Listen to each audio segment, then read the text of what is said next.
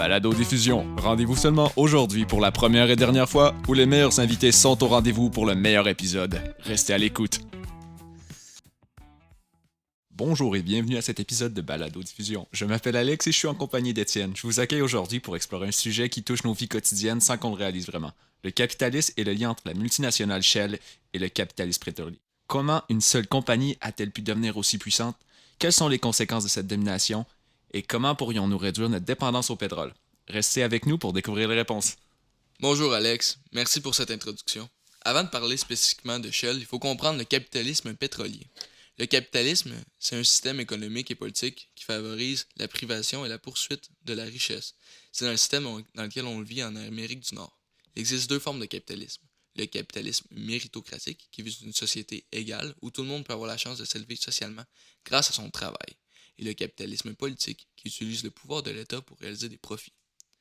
Maintenant, dans l'industrie pétrolière, on retrouve un phénomène appelé oligopole. Un oligopole, c'est une structure de marché où un petit nombre d'entreprises contrôlent la quasi-totalité du secteur.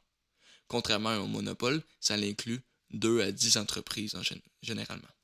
Shell et ExxonMobil sont des exemples parfaits. Ces compagnies auraient pu être remplacées par des milliers de petites structures, mais dès la fin du 19e siècle, des compagnies comme le Standard Oil ont pris le contrôle du marché au détriment des PME. Aujourd'hui, Shell et ses semblables contrôlent le développement des marchés pétroliers et la rareté du pétrole pour en tirer un profit et un pouvoir maximum. Donc Étienne, j'aimerais que tu m'expliques les causes du capitalisme pétrolier pour en comprendre l'origine. Il y a 3 causes principales qui expliquent cette situation. La première cause, c'est la recherche du profit maximum. Les multinationales comme Shell visent à maximiser leurs revenus coûte que coûte. En 2022, Shell a enregistré des profits records à environ 40 milliards de dollars, grâce à cette crise énergétique causée par la guerre en Ukraine et les pénuries liées à la COVID-19. Pour Shell, plus il y a de crise, plus il y a de profit.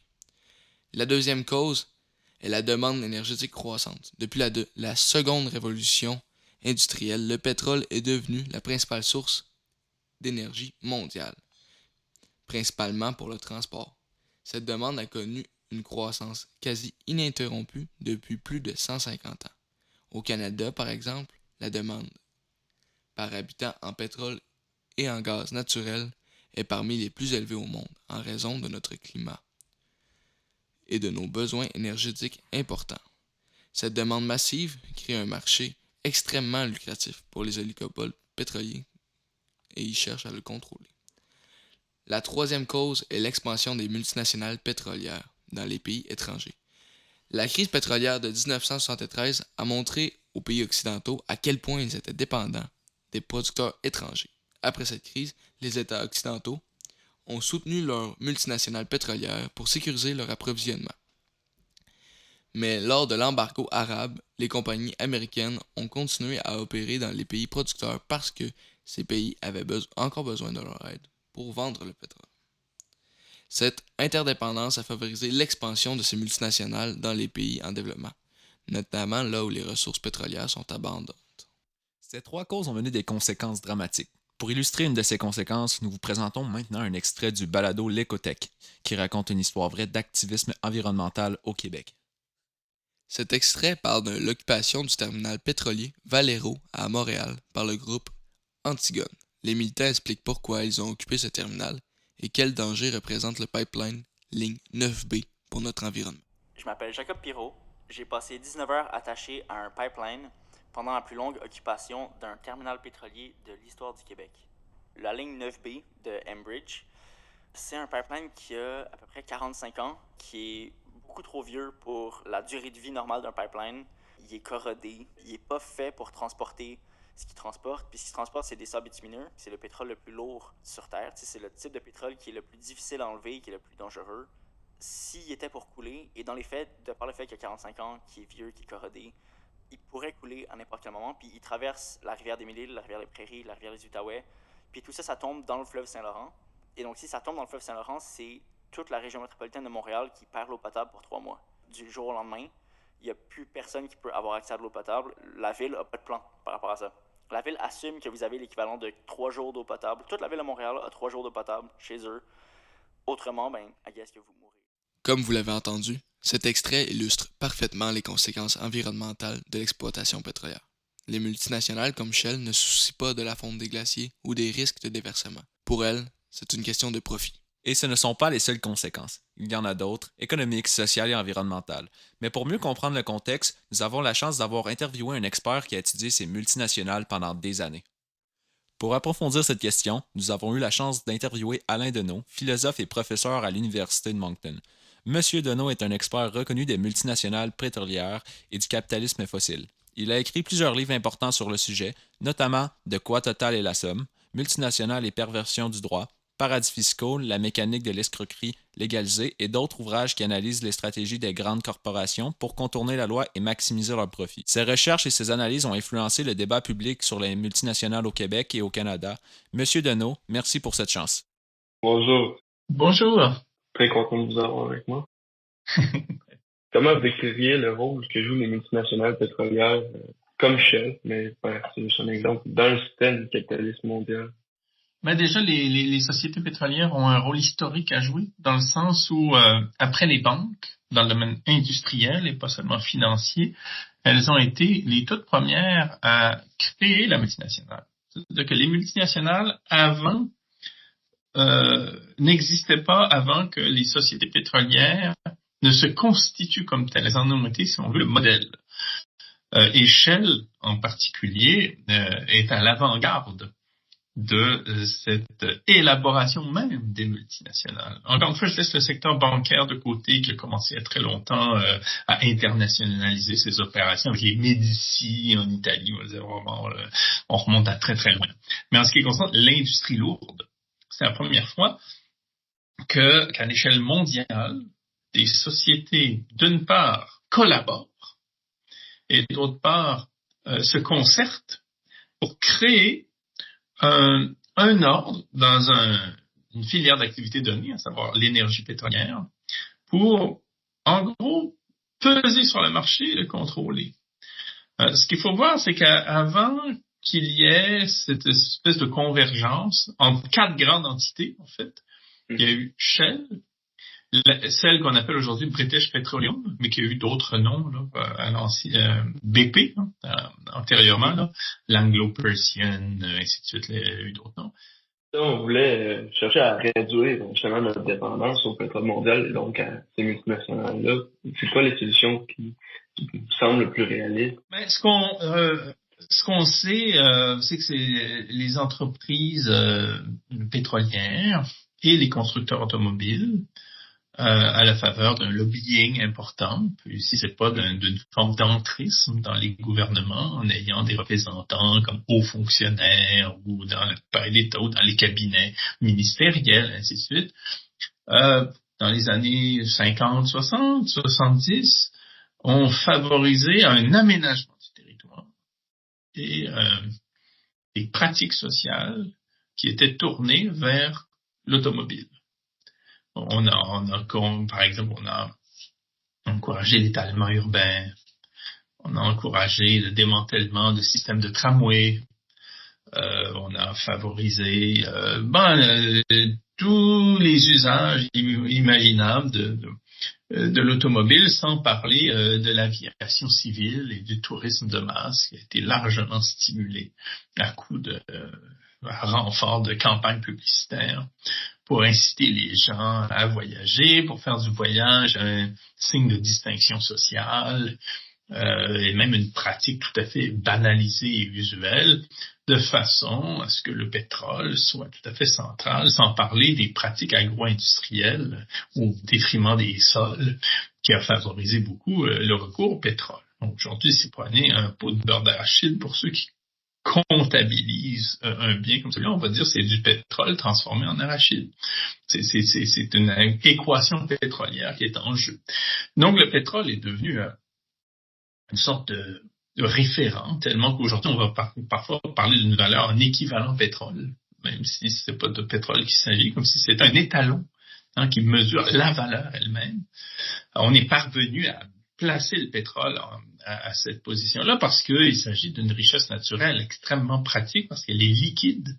Étant liquide, elle s'exploite bien, elle se stocke bien, elle se transporte bien.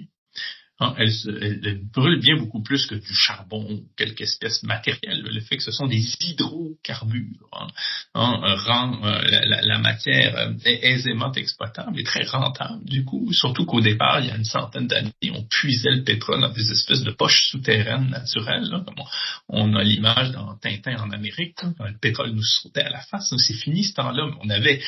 On investissait beaucoup d'argent sur 5, 6, 7, 8 années, de façon à planter des pailles industrielles dans des espèces de poches, mais ensuite, pendant des décennies, on avait un baril qui, une fois les investissements amortis, était presque rentable à 100%. Là. Je veux dire, c'était des marges de profit immenses. Quoi. Bon, et comme on avait fixé des coûts assez élevés, j'en parle dans mon travail, c'est assez aisé pour les entreprises de faire beaucoup d'argent, d'où des expressions comme être le roi du pétrole, et ainsi de suite.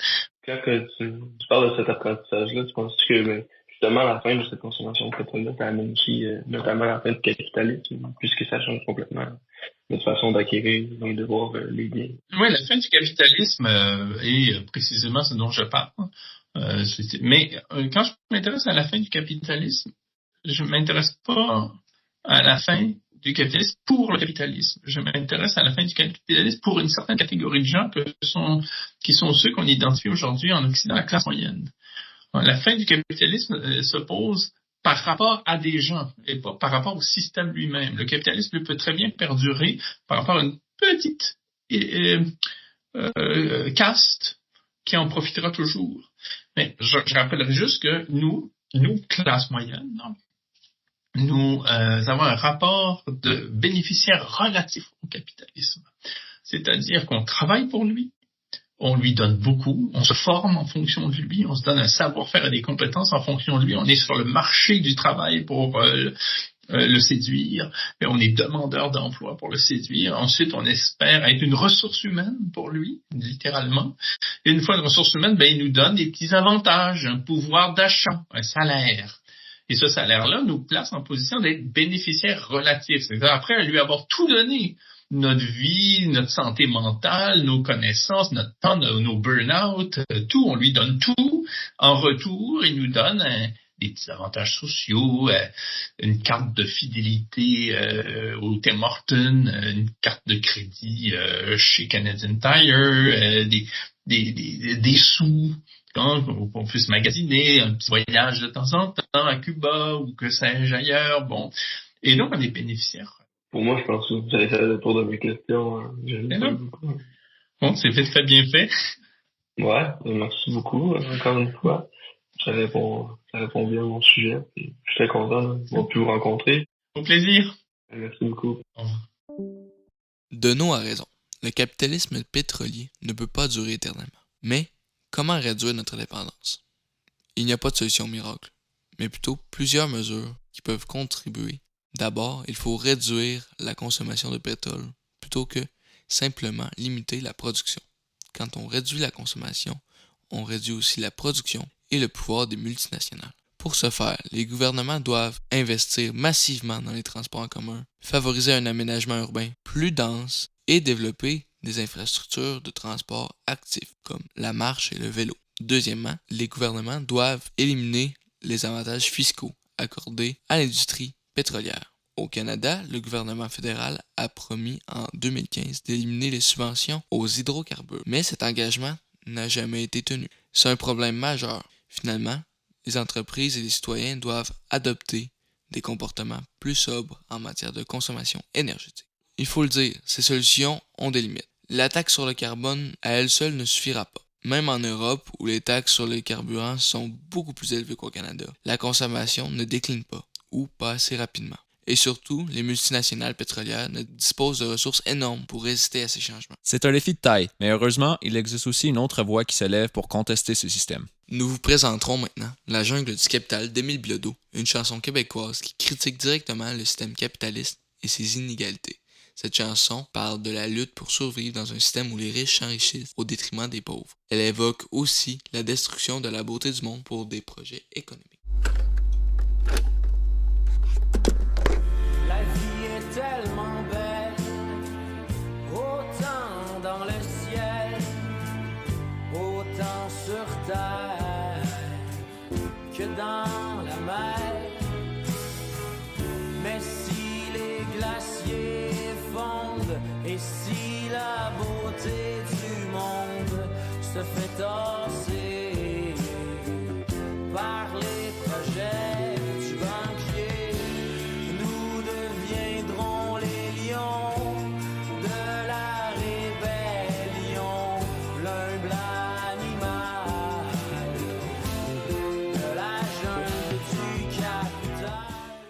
Voilà, nous avons exploré ensemble comment Shell et d'autres multinationales ont pris le contrôle de l'industrie pétrolière mondiale grâce au capitalisme, quelles sont les conséquences de cette domination et quelles solutions nous pourrions mettre en place. Le message de cet épisode est clair. Il n'y a pas de solution miracle, mais il est possible de changer les choses si nous agissons ensemble. Gouvernement, entreprises et citoyens. Nous tenons à remercier Alain Deneau ainsi que Miguel Charlebois. Merci Alain pour ton temps durant l'entrevue et merci Miguel pour le beau projet de sciences humaines. Et je tiens aussi à remercier personnellement Alex qui a pris beaucoup de temps de sa journée pour monter ce balado avec moi. Merci beaucoup. Merci d'avoir écouté et j'espère que vous apprécierez autant que moi ce balado. À bientôt. Merci d'avoir été à l'écoute et on se revoit prochainement pour le prochain épisode. Merci de notre partenaire commercial Phil Pomerleau, entreprise de choix dans les domaines échafaudage industriel. Merci de votre présence. Bonsoir.